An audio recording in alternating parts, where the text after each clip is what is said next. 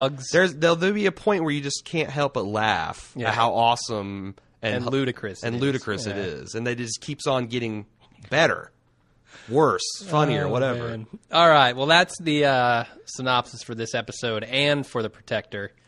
Should we go ahead and get to the feedback? I think we should. All right. We're trying something new this week. Jim got a little crafty. He started a subreddit for you Redditors out there for our network, reddit.com/r/baldmove. We're going to try, and we kind of just want to see. I'm going to post something on this episode, our podcast episode, as we release it in concurrent with that. Mm-hmm. And we kind of see just how much activity we get. And we're trying to decide how to utilize this and maybe integrate it into our website.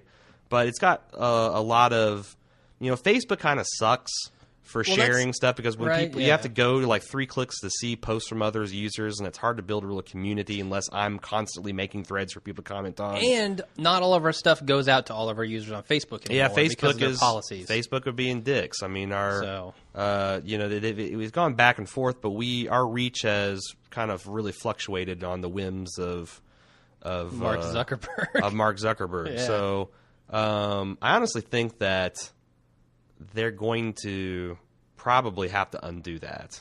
Probably, because so many people are mad about it. Not just mad. I mean, people don't give a shit if people are mad about something, as long as they keep paying for it. But if you vote, like I laughed out loud when I saw how much they wanted to charge me to just advertise to people who have already liked and subscribed to my content. Okay. If I wanted to subscribe to the people that they're friends with, I was like, I can understand paying for that. Mm-hmm. Because, you're pushing an advertisement out to somebody. Yeah. But this is information that people presumably want. Yeah, they wanted to see on their timeline, or why did they like it? Yeah. And they're charging me big people money for that. I just think that, and I know Mark Cuban posted something, it was like ridiculous, like $30,000 for the Mavericks to post something to everyone that liked the Mavericks, because they got millions of people to like it. Yeah. And he's like, fuck them. Yeah. This is, you are no longer a useful tool to me.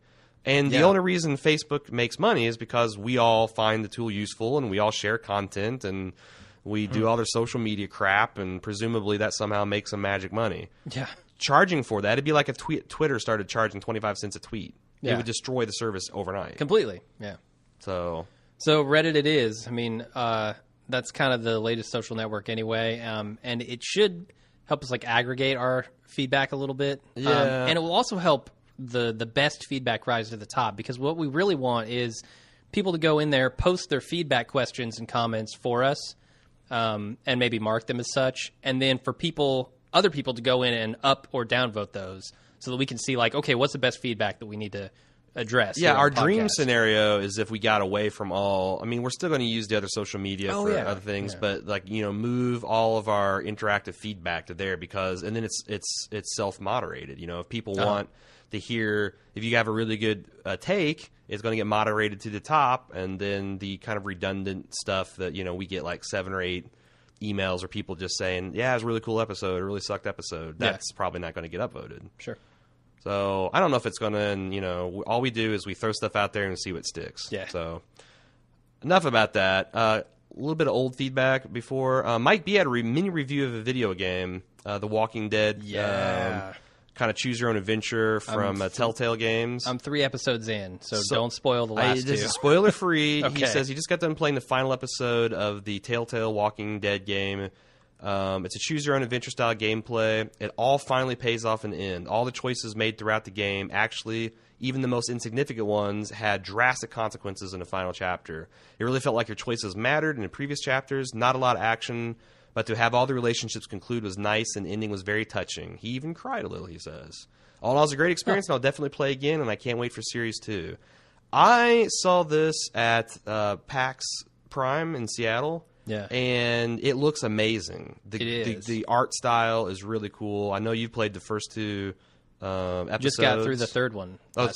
So you're on board with the recommendation too? Oh, hell yeah. It's amazing. I had played number 1 maybe like 6 months ago or something, and even then I would have recommended it. It's just gotten better. PS3, Xbox, and PC? Yeah, you can get it on Steam. How much is an episode? I think all the episodes are $30. So A divide piece? that by 5. It's like $6. Okay. And I think they're going to come out with a commercial release like in December. They are, yeah. Like the whole thing up on a disc And if a you want to big buy collector's edition with the compendium in it. So we're not getting any money for this unless No. you would, get it off our Amazon.baldmove.com link. But it's a cool game, and we got a review on it, so it's good to talk about it. Joe H. from Seattle, friend of the show, said, I can't stop thinking about the notebook, and I have a theory. He's talking about the governor's notebook. I think the hash marks are a running tally of how many people are killed by the governor's goon squad. It seems to me that for the governor to keep the kind of control he has in Mayberry is to maintain a small, manageable population, only letting in the ones he deems beneficial to the society and ghosting the rest, like the National Guard dudes. The sheer volume of hash marks is direct correlation to how batshit crazy he is and how far he's willing to go to maintain that control.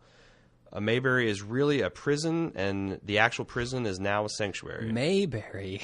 What is this, the Andy Woodbury. Griffith show? Sorry. I didn't catch that in the editing. What do you think about that take? I like it. Not bad. I think it conflicts with the absent-minded way in which he was doing it in the previous episode. Oh. Like he's just kind of hatch.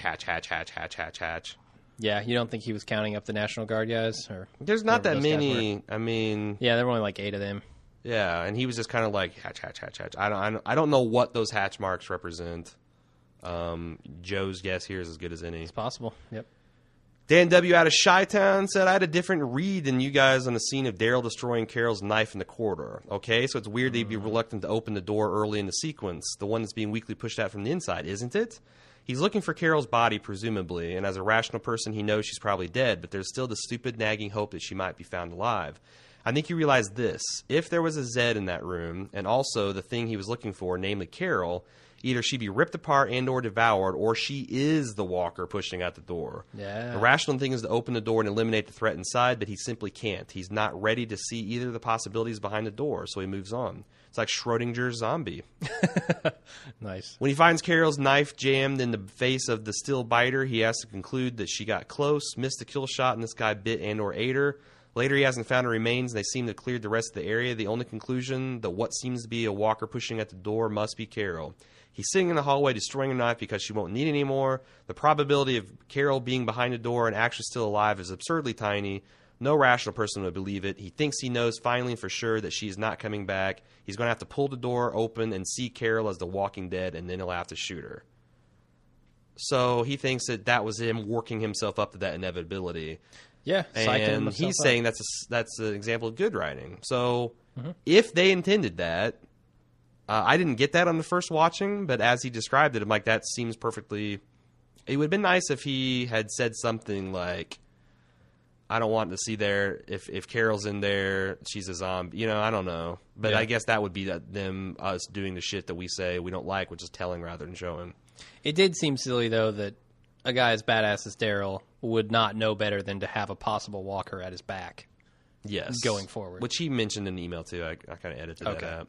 Yeah. Scott from South Jersey said he wonders why these different survivor groups don't send in a few teams of guys out to obtain the necessities, such as tractor trailers, both freight and fuel tanker, which can be used to move fuel from stations, refineries in the area, and supplies from any major chain store. I've never been to Atlanta, but is it not in America? Is there not a Costco and Target on every corner? Fuck, a trip to Costco might make you want to live there. Fuck Woodbury. Truck stops would also be a great place to find supplies, both inside and in the trucks in the lot. I just feel like they keep acting as if they are in the South and it's Detroit or Baghdad. I know there's a Walmart and a Buffalo Wild Wings 2 towns over.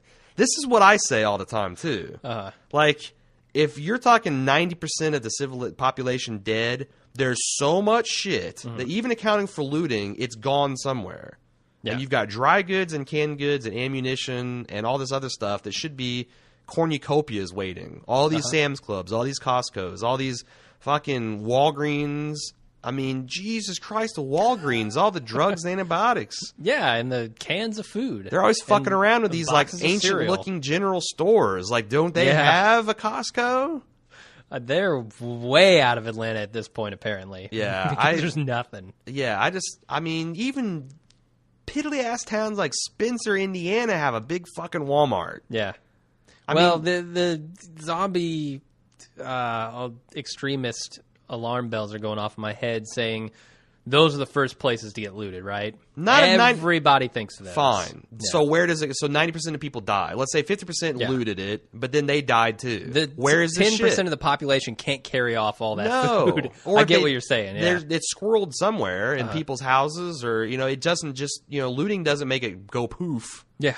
Yeah. So it's got to be somewhere, and I just think that it's right. There's so much shit in any developed country that if you had a death rate the way we're talking about, you just, for the first couple of years, you'd just be able to scavenge. You couldn't stop finding food. It seems like it. Yeah. You wouldn't be reduced to eating dog food. Gotcha. Or if so, that's a perfect example of something that wouldn't fucking be scavenged, probably. True. And you can live very well off dog food if you're in that dire scenario. Dog food and a Chianti, and you're good.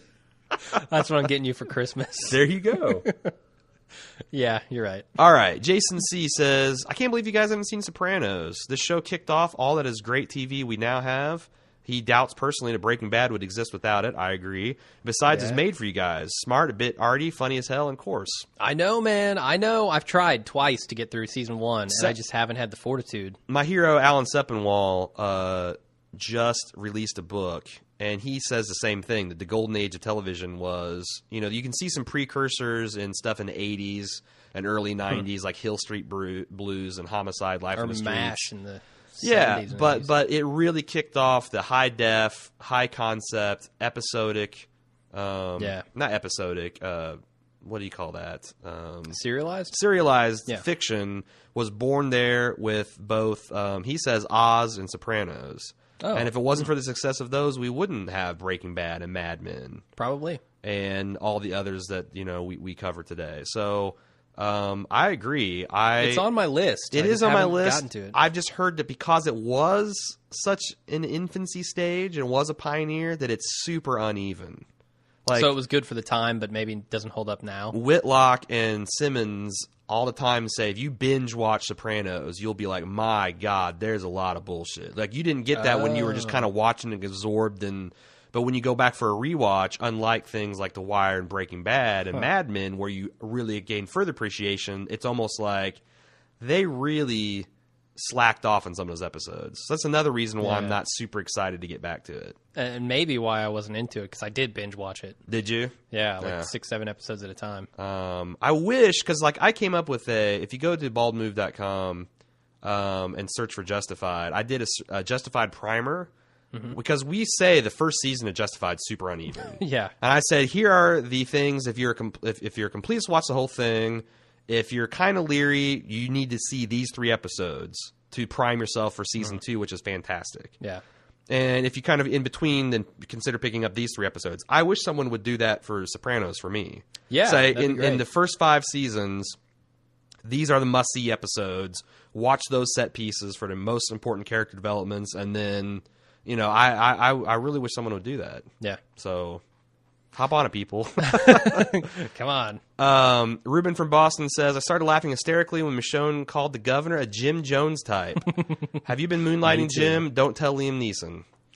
Don't forget Charming and Pretty Boy. Pretty Boy. Pretty Boy is a little derogatory, though. I do believe I've called you that on several occasions in this podcast. It's a little derogatory. Why?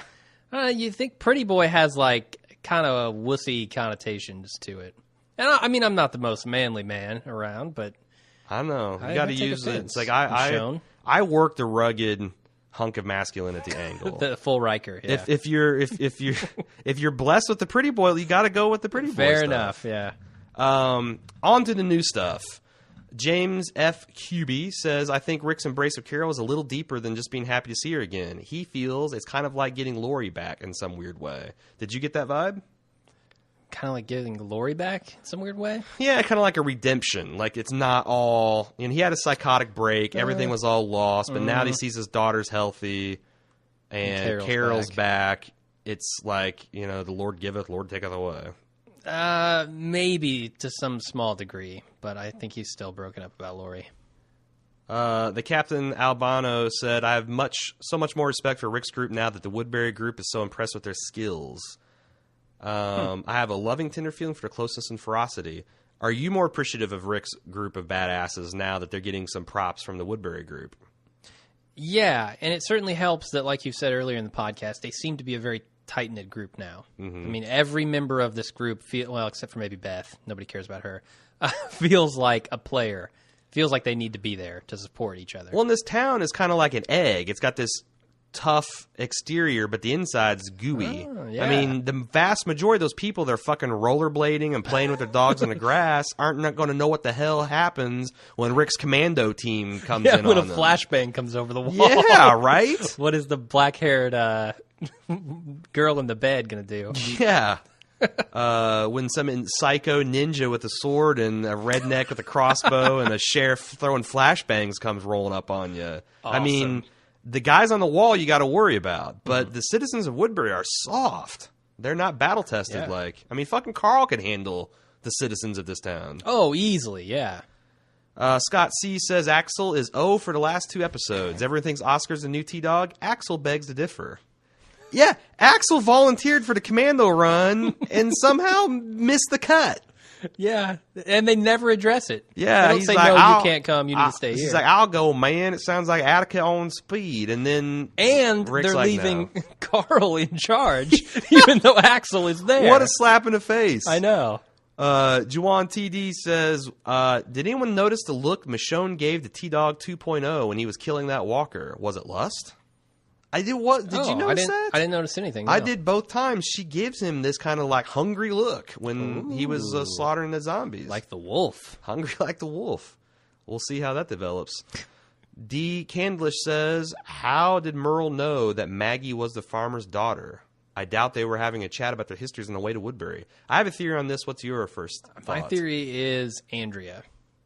That's my theory. Because she knew all about this relationship, Yeah. and I'm sure Merle pumped her from information more than what we just got to see, and they seem to be pretty friendly. So why wouldn't she Yeah. talk about the group? And if Merle didn't pump her for information, the governor certainly did. Right. Jesse B says, I can't help but think that Glenn and Maggie would have been better off if they'd actually brought Merle back to the prison. The prison group is 10, Merle is 1. They could have taken him and treated him much the same way they did Michonne. And I believe Daryl is smart enough to realize that even though Merle is his brother, that it'd be strange to just come upon him out in the wild like that. And that he had tried to kidnap part of Rick's crew.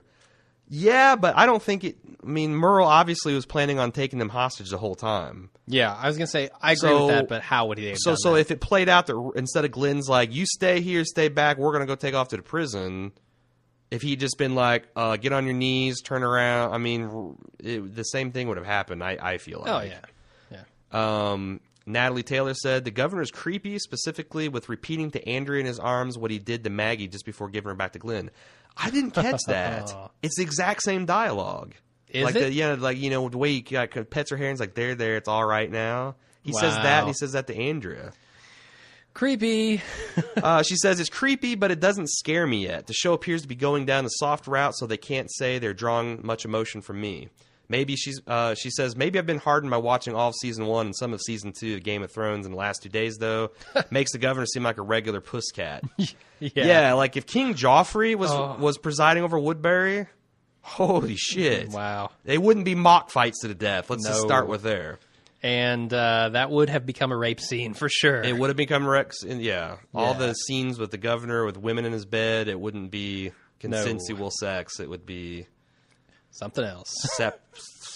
scepter rape. I don't know. Let's see. Joshua B says, I thought it supremely idiotic for Merle and the governor to take an entire episode to threaten Glenn or Maggie in front of each other. Why waste time beating up Glenn, throw a zombie with him, or threatening Maggie with rape? These are either the worst interrogators in the world, or the writers felt the need to insert some action skin to kill time with Rick and Company, or while Rick and Company made their way to the town. Thoughts? What was the first part of that? He thought it was stupid that Merle and the governor wasted the whole episode threatening Glenn or Maggie in front of each other. I think that's interrogation 101. Yeah. Yeah, you're playing their attachment to each other. He's not against them. He's not wasting time. He's beating up Glenn so that Maggie hears it. Yeah. He's threatening Maggie with rape. So then when they bring them together, the threat, like if they'd have just done that at the beginning and held a gun, there's like, oh, you're bluffing. Yeah. But by slowly amping up the, psychoticness of this, I feel is a more effective interrogation technique.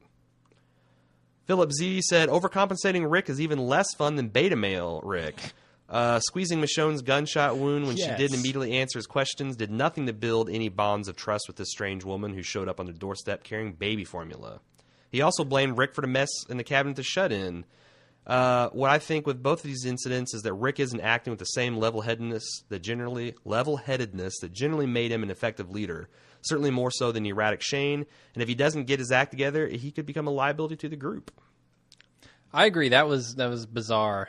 One thing we didn't talk about when we mentioned that scene, though, and he brought up, is the baby formula. Right. Michonne rolls up with the bag of baby formula that Glenn and Maggie were trying to get. Rick mentioned that. Yeah, but we didn't talk about it. Oh, okay. In our recap. Right. So she was obviously bringing the olive branch, you know? Yeah.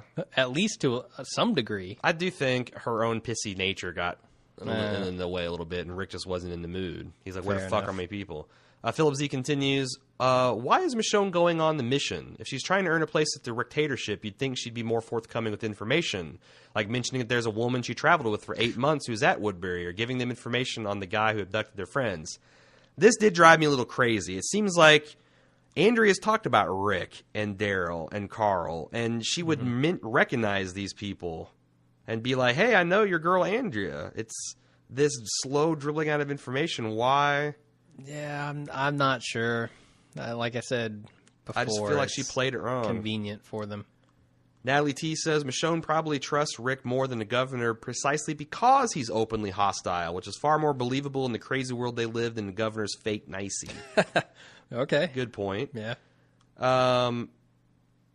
Let's see. We're going to talk about this a little bit. Jesse B says, I'm kind of annoyed at Milton's experiment in episode 7. The zombie memory thing has a conflicting viewpoints in season 1. First, Morgan's wife tries to unlock the door. Then at the CDC, Jenner tells the people everyone the person was before they die is all gone. Then there's the zombie girl who picked up her doll in the pilot episode. Are they abandoning all evidence that zombies do, in fact, retain some of their memories on a subconscious level, or are they just fucking with us? Good question. I feel like zombies in shamble mode operate on a totally different level than zombies in bloodlust mode.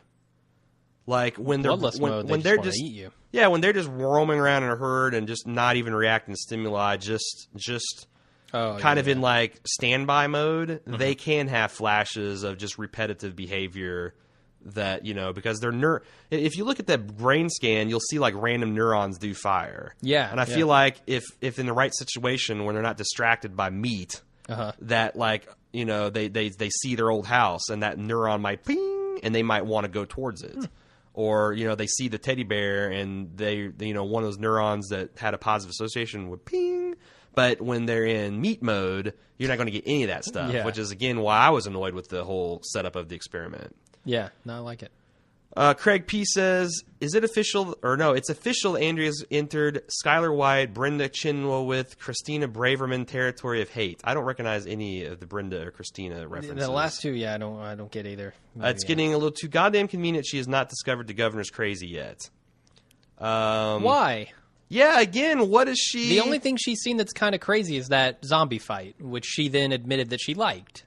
Right, which that, okay, whatever. But he's like, mock dialogue. Here, you stay here and recreate Day of the Dead with Poindexter while I go rape your friends.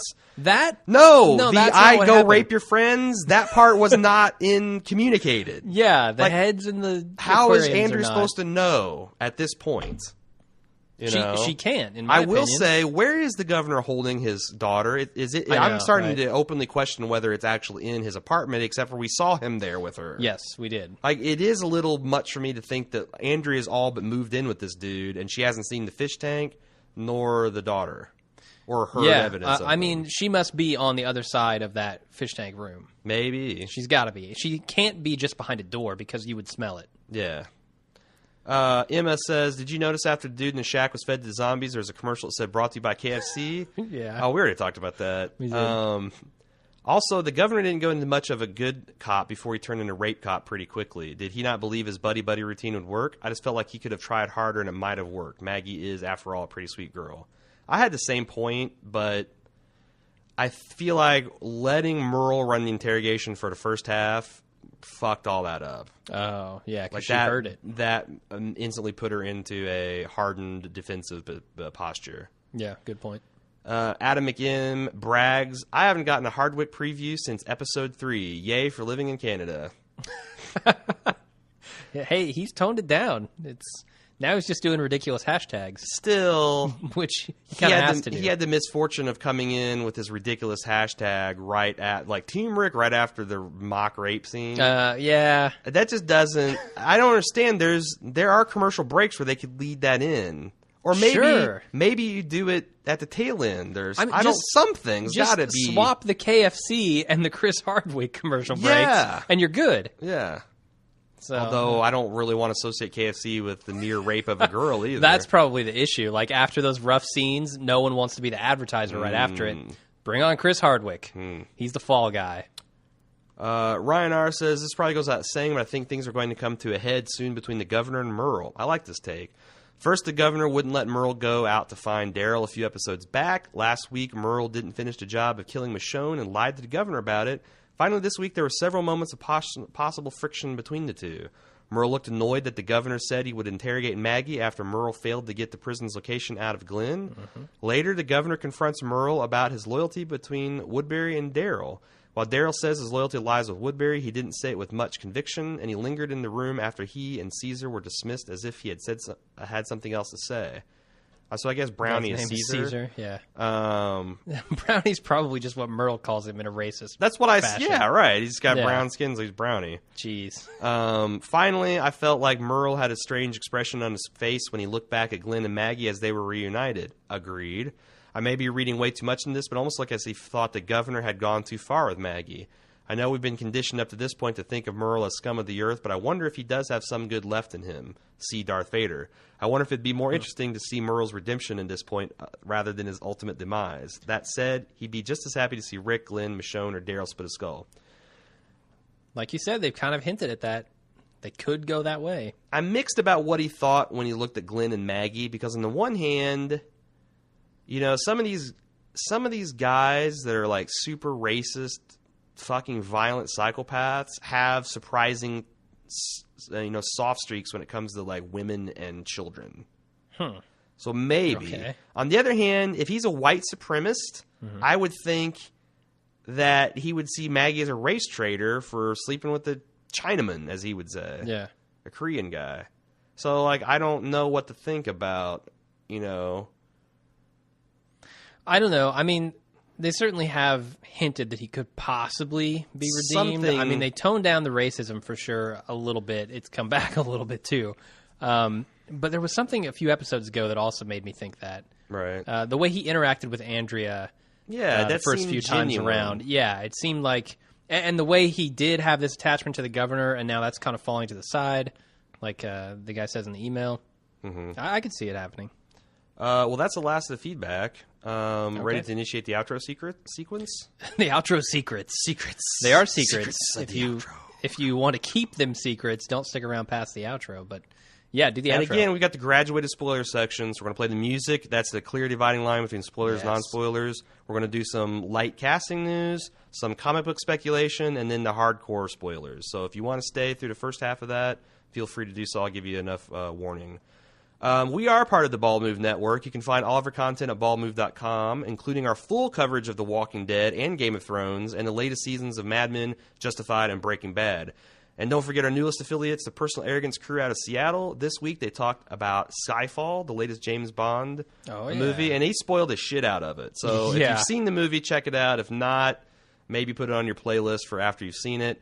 They talked Halo 4, non-spoilery. They talked about Rihanna's disastrous fan source tour. 7 days, 7 cities, 7... I don't know. Of constant hell. Like, denied bathroom breaks, denied food and water. Yeah. Given the full Woodbury treatment, Rihanna. Wow. And news from NASA. They've got some mysterious Martian news they're talking about. So check that out. You can send us feedback at watchingdead@baldmove.com. Like me on facebook.com/baldmove. Follow Jim over at twitter.com/baldmove. During the live airing of the episode on Eastern Standard Time, I'm live tweeting. She does live tweets, and I do live threads on Facebook. It's a gas. We always appreciate reviews and ratings on iTunes. It's the single biggest thing that drives traffic to our cast. So it might not feel like it, but 5 seconds of clicking some stars and putting a few words can mean the difference between us being on the what's hot list and getting more fans, or us staying off that list and being sad face pandas. So we appreciate that. You can also use our Amazon affiliate link at amazon.baldmove.com. They've got some insane deals between now and Christmas. I'm doing majority of my Christmas shopping online this year.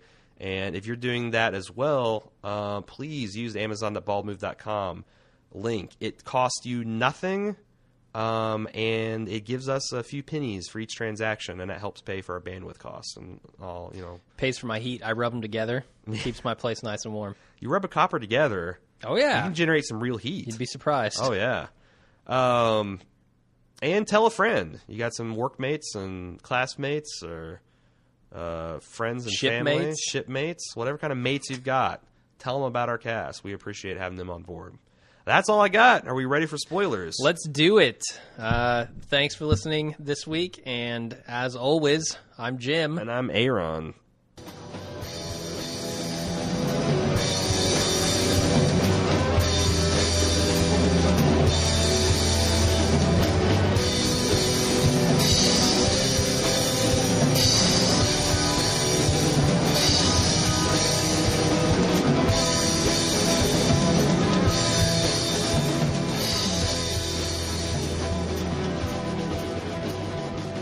And we're back with the spoiler section. Go ahead and run the promo for next week. Next Sunday on the mid-season finale of The Walking Dead. What about Glenn and the girl? The longer they're here, the more chance Andrew will find out. He's my brother. He ain't got anything what he did. I need you. Come on! You have to leave her! I think she's leading us into a trap. You all right? I saw them. The Walking Dead, the mid-season finale. Looks like another barn burner. Ooh, I'm questioning where Daryl's loyalties lie. Yeah, they're really playing the angle hard. Yeah, he's my brother. Yeah. And I actually managed to avoid reading the spoilers. I pasted them into my outline, but I'm kind of going into them quasi-virginally, so we'll see how this goes. Again, we're going to start with a little bit of casting news up front. James P. is the first one to send this to me on Facebook. The Walking Dead cast Chad Coleman from The Wire. He played Cuddy on The Wire. The gangster that had been in prison for a while comes back, decides he's had enough of it. Man, I'm going to spoil the shit out of Wire. I'll stop there. He's awesome. And if I had to pick a guy to play Tyrese, which if you're not familiar with the comics, he's a very much a fan favorite. He's like he walks out of the. I mean, he's a legitimate badass. He's got a presence, a charisma to him. He's a big dude. He's a big dude. That guy is. And I just, again, love it. So I thought that we were never going to see Tyrese. I thought that they had I thought that they meant maybe T-Dog to be Tyrese. And I kind of think that they did intend T-Dog to be Tyrese. But then he just wanted too much. Too many lines? Yeah, too many lines. But I feel like that from what I've heard from Sepinwall and some other sources, that for whatever reason, Iron E. Singleton was difficult to work with, or the production crew didn't like him. So T-Dog was phased out, and they're actually going to get around to making Tyrese. So that's my speculation on that. We're going to move a little bit deeper into these spoilers now. So if you want to stay completely unspoiled, check out now. We still got a few more to read before we get to the megawatt spoilers. Adam McInn said, wants to know if we think that they will cut off Glenn's hand. I know Kirkman said that he hated that he did that to Rick, and it was the single biggest mistake he made in The Walking Dead. But it made us hate the governor so much that it could be useful in changing our current opinion on him. They hinted at it this episode. There's a lot of foreshadowing about Glenn maybe being the Choppy, and that sure would polarize the fan base against the governor. I think he's probably already there after this episode. This was earlier in the week when we got this email. What do you think? But, I mean, he is certainly not depicted as the menace that he is in the comic book. Well, in the comic, he's a one-dimensional, psychotic, literally mustache-twirling crazy person. Yeah, but he hasn't yet done the worst of the worst. No, not as even far as the close. comic book goes. Yeah, so what I'm saying is it needs to get a little worse before they deal with the governor. Yeah, I mean, right off the bat in the comic book, the governor chops off Rick's hand and feeds it to zombies. Yeah. Like, That's boom, messed up. there's your introduction. So, yeah. Doug says, I think Andrea's going to be the stand-in for Tyrese at some point. In the comics, the governor was preparing an assault on the prison, and they had Tyrese captured and demanded that they open the gates or they would kill him. Well, they didn't open the gates, and Tyrese had his head separated from his shoulders. This was particularly traumatic for Michonne since she had a relationship with Tyrese. I think Andrea's going to be the person who the governor kills. It would be an effective person to use to try to get Rick and crew to open the gate, and it would especially hurt Michonne to have a friend of so long killed at the hands of the governor. This could be what presses Michonne to go on her torturous, junk-nailing, poop-spoon rage, especially since they didn't seem near to pressing the rape and torture angly, and hopefully they won't press that. Here's what I think they should do. I think they should cut off Glenn's hand, feed it to zombies, and they should have Maggie get beheaded. Because that's going to cause a lot more angst in the prison than Andrea. Well, we're at the situation here where I don't want to see any of these people die. Neither do I. Because Andrea, while she hasn't hit yet, in the comic book, she becomes such an awesome, awesome character. Obviously, I don't want to see Michonne killed. Obviously, I don't want to see Glenn killed. I don't want to see Maggie killed. The people we have left outside of questionably Beth and Carol, I don't want to. I think they're all interesting, and I don't want to see them die. Which was the brilliance of Kirkman, that he would kill fan favorite characters with enough frequency that you never felt safe. And you know, it's like they didn't necessarily have their dramatic arcs tied up, because that's what happens in real life. People die, shit happens, especially in the zombie apocalypse. Good point. So I will say that at the end of last season, there was probably 3 fucks that I gave about 3 characters. Yeah. And it's a testament to Mazera's stewardship in taking over in season 3 that I've kind of flipped the script on that. Yeah, we've given Mazera so much shit and made fun of him, but he's really done a phenomenal job in season 3. And I'm sure he did a great job with what he had to work with going into season 2. So, the halfway mark. And time will tell, because it's not like they haven't totally stopped doing stupid shit, but you can start to see. Day. Yeah. If they make, most shows make a leap between their second and third season, and if they're like kind of, make a Breaking Bad leap from season 3 to 4, then holy shit. Anyway, Jesse B, our man with the spoilers. This is the heavy duty, hide your wives, hide your kids. They're spoiling everybody out here. Spoiler. Okay. If you don't want to hear it, you should best get those plugs out your ear holes right now, because it's about to begin. This is basically a synopsis of the episode. I don't vouch for its accuracy, but for The Walking Dead, we haven't had wrong spoilers yet.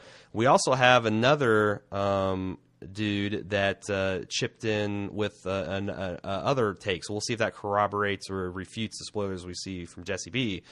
I think I've given him enough chance to shut off, so I'm proceeding. Yeah, fair enough. Begins with lots of screaming in the woods. We see Tyrese and friends fight through walkers in a forest. One of their group is bitten. They stumble across a prison and debate whether to leave their injured comrade behind. Tyrese decides they'll bring her with them for now. They climb over the broken down section of the fence. And their governor shares some more sweet talk. Broken down section of the fence?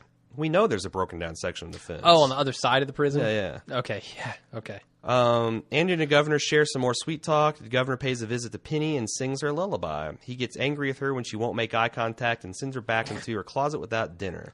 Oh, my God. Glenn rips the bones out of the walker he fought off last episode and hands one to Maggie for makeshift weaponry. Meanwhile, Rick's rescue party surveys the Woodbury Wall and opts to sneak in around the side.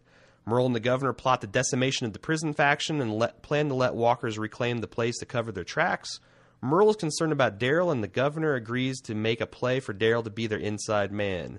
Glenn and Maggie are to be disposed of tonight. Rick's group searches the room where Michonne was originally questioned. A Woodbury citizen catches them, but is soon neutralized, non-lethally. Comic relief moment as Axel hits on Beth and then hits on Carol when he discovers that she's not, in fact, a lesbian. Maggie and Glenn fight off Merle and his lackey. Maggie stabs the lackey in the neck with the zombie bone. Reinforcements arrive and get the better of Maggie and Glenn, who are led off with bags over their heads. The gunfire from the brief scuffle attracts Rick and crew, who ambush the execution squad with flash and smoke grenades to grab the friends. Commotion spreads through the town at this point, and the governor is alerted. Michonne sneaks off amid the chaos, heads straight for the governor's apartment, and awaits his return with sword drawn. Andrew refuses to be marginalized as the gunfire spills into the streets, and she fires at the quote-unquote terrorists. Smoke grenades block her vision, and she sees only a glimpse of Oscar in prison uniform. Daryl lays cover fire as the others escape. A random Woodbury citizen shoots and kills Oscar, obviously to make room for Tyrese. Jesus, really? Who wrote these? Jesse B. Shame on you. Rick, well, it's true. the Highlander It's totally shit. true. Yeah. Rick hallucinates that the killer is Shane and guns him down. Maggie puts another round on Oscar to prevent him from reanimating, and the group escapes without Daryl and Michonne. Meanwhile, Carl is running things at the prison. Of course. He's a boss. And Axel is sobbing in the corner.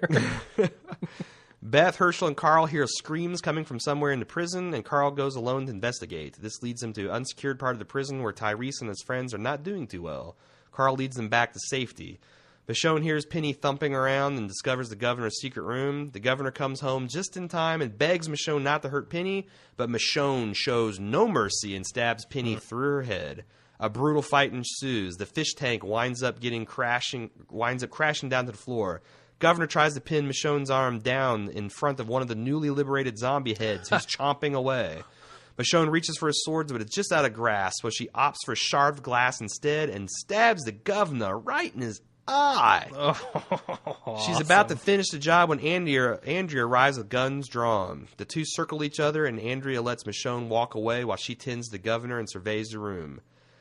The injured member of Tyrese's group is revealed to be Donna, a minor character from the comic. She doesn't make it. Carl maneuvers out of the room and locks up Tyrese's group for the safety of his own. No mingling now.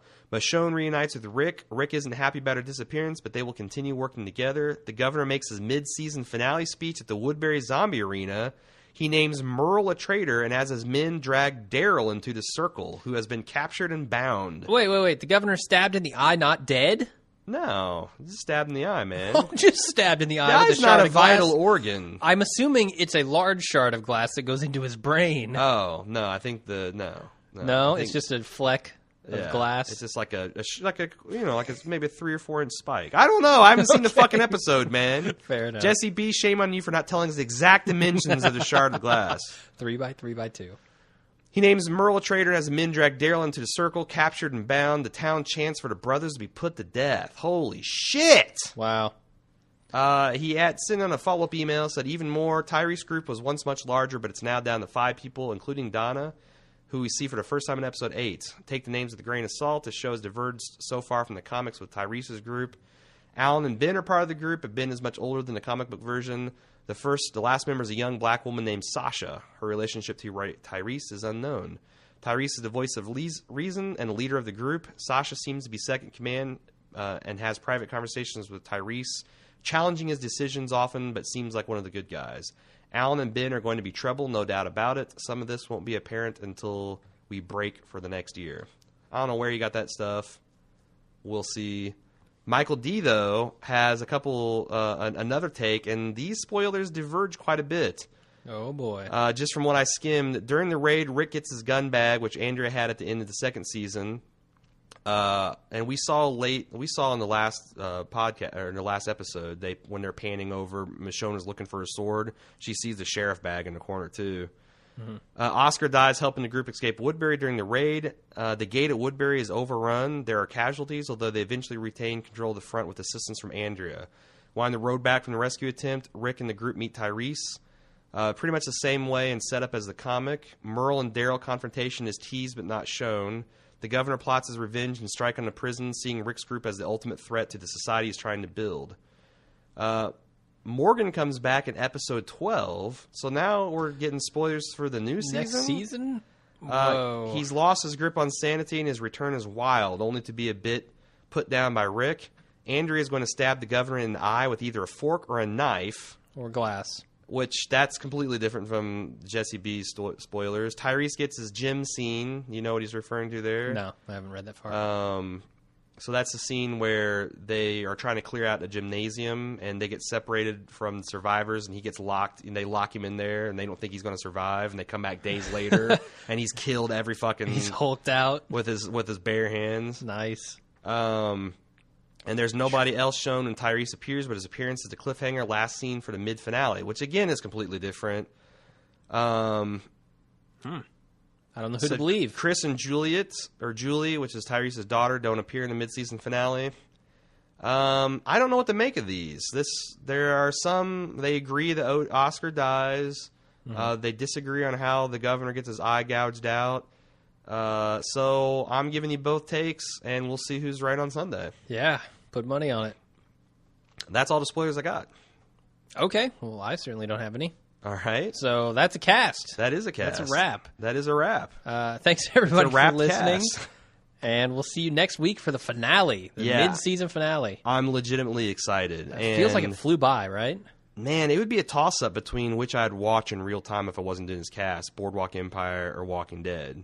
Because Boardwalk Empire's season finale is next week, too, and it looks like it's also crazy go nuts. Nice. Last Sunday was an awesome night to watch television. I haven't seen Homeland. Hopefully I'll catch up on that tonight. But Walking Dead was aces. Boardwalk Empire was phenomenal. Man, this is a good time to be a TV fan. Definitely. All right. Thanks, everybody. See you next week. See you next week.